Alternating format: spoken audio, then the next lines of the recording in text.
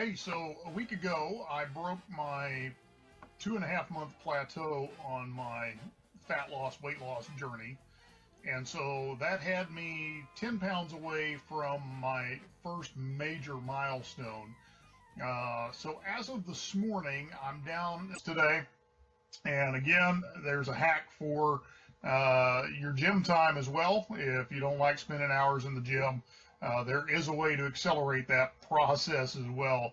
And so we'll be happy to throw you some information on that if you're interested. A couple of quick tools that I want to point you to that will help you in your journey.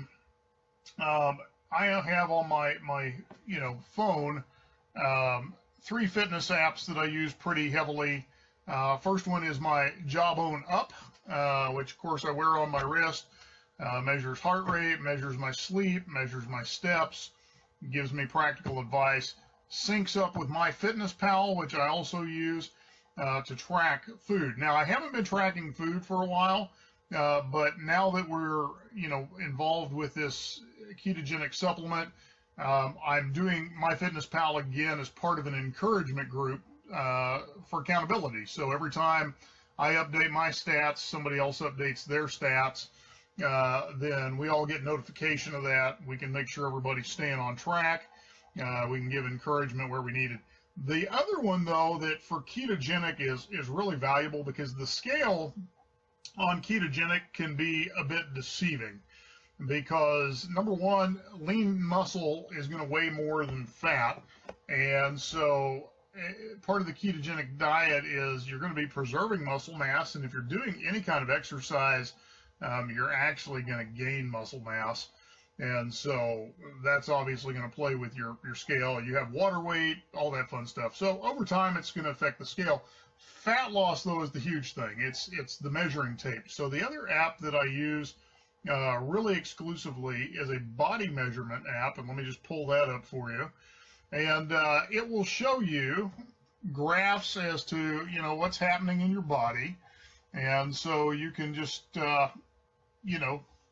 see what's happening in your measurements. So this is how I've been figuring out how many inches I've lost in my stomach, what I've lost in my chest, legs, those types of things. So those apps are great if you're going to do this ketogenic process. So anyway, short video today.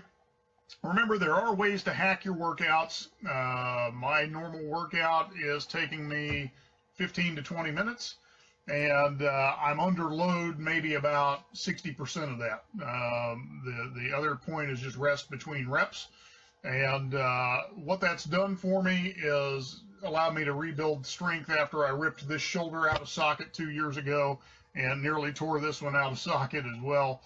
So those are things you can do. Again, on the supplement, I'm looking for people who want to do some trials, either 15 or 30 day, where we can get some pictures, measurements, and kind of look at how you're doing with that supplement. So if you're kind of sitting on the edge watching Carl and Carol going, that's interesting, don't know if I want to do it, this is a great way. Test it out. If it works for you, great. If it doesn't, great. No big deal. Anyway, last thing of business has nothing to do with health. The new Spider-Man comes out today.